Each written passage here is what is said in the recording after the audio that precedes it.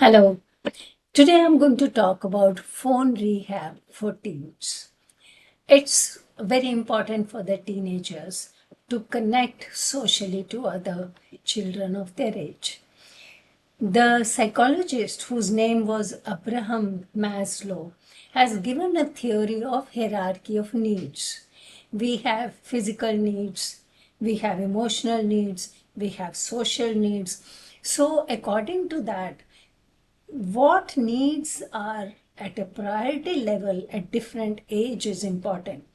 At teenage level, more important is social needs. Social relationships help the child's well-being, mental well-being. If there is a disconnect, then it can lead to loneliness and it can lead to social anxiety. It can lead to depression. The children need to belong to some group, the teenagers at this level. They need to belong to another group. They need to be part of a community, part of a group. And that helps them to gain confidence. And that is what is required for that is spoken language communication to keep connect with people. The research shows that 88% of the time it is used through text message, the communication. But most of the time, the children who have hearing differences find it difficult to talk on the phone and resort to only text message. But that can be changed. We can help them to develop the phone listening skills. So you can help your child to develop the listening skill to that extent that your child can talk to another child of the same age who has typical hearing and does not find any difference. For that, you have to help the child to go through different stages of listening, and I'll also be talking about certain tips how to help the child to go through those stages. So, the first is that when we start giving the training to the child, we call it phone training, phone listening training. So the first thing is that try to connect the child to a familiar speaker through audio, FaceTime audio.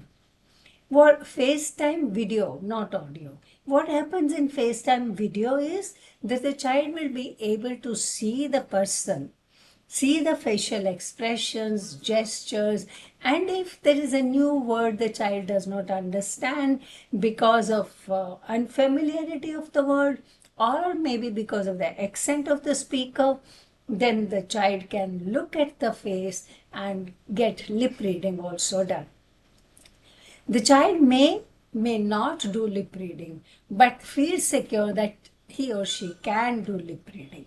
So slowly encourage the child not to look at the face and listen and continue conversation. The second stage is going to FaceTime audio or just audio.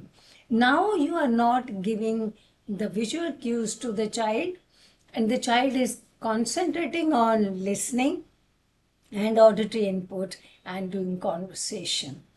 Again, when you go through the stages, the first stage is that give the child auditory training or listening practice with a familiar speaker.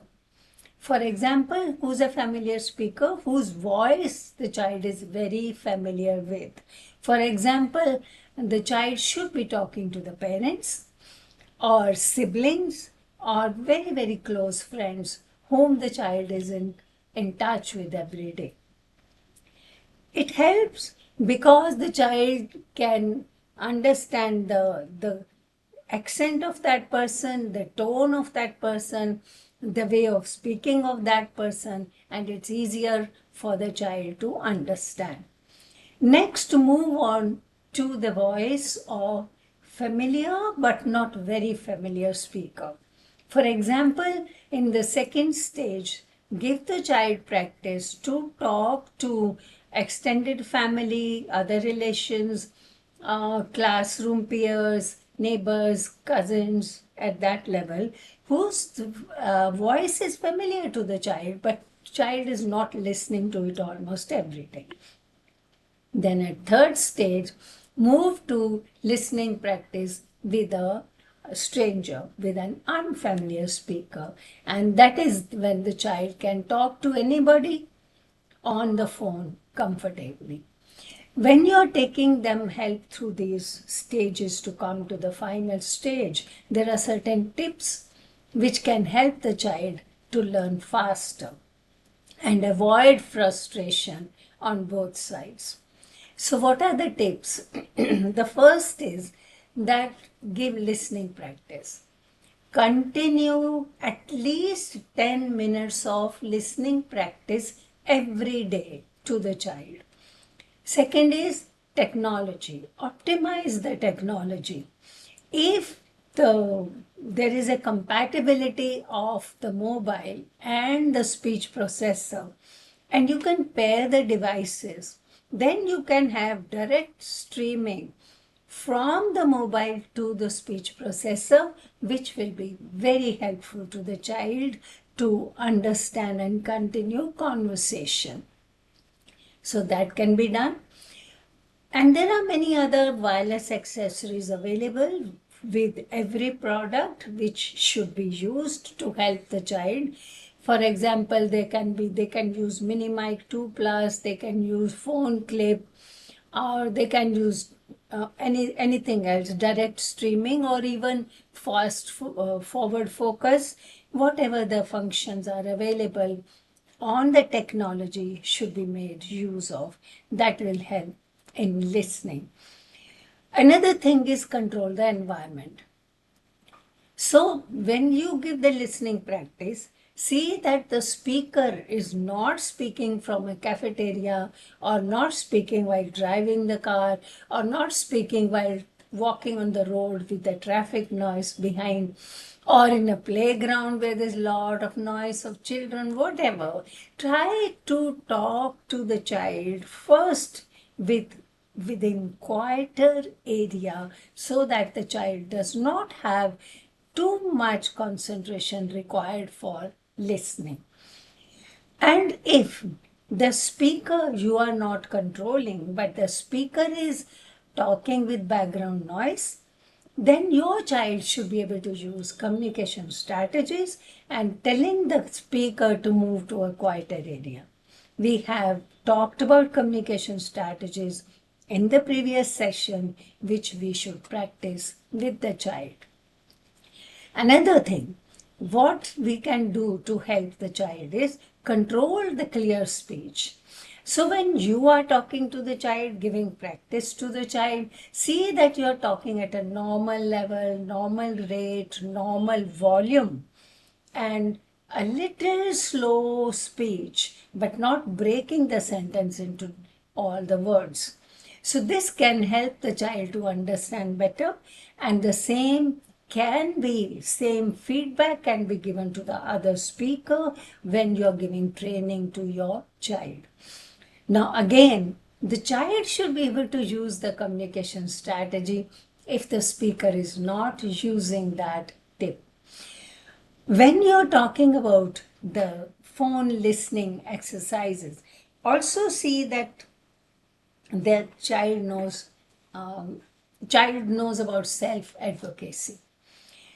For most important thing is the child should be given practice in communication strategies. Try to train the child in communication strategies, helping the child to know when to use what communication strategy and how to use that communication strategy, especially the wording of it. Remember, we had been talking about those communication strategies, and what we mentioned was that when child is talking to the speaker, rather than saying that please speak clearly, that shows that you're blaming the other person that your speech is not clear, you need speech therapy. So rather than saying that, you say, my cochlear implant does not help me to understand if you speak little louder, so I request you to speak at a normal volume. So this way you are justifying why you're asking for that, and the other person can understand how the speaker can help you to listen. So keeping all these things in view, all these points in view, try to practice listening on the phone with the child, help with the family, friends, siblings, everybody, and the child will be able to learn phone listening skills better. If you have any question or any comment, please write in the comment section and I'll get back to you. And if you have any points, you can share with us so we'll all learn from each other how to help our children to communicate better with Hearing Society. Thank you.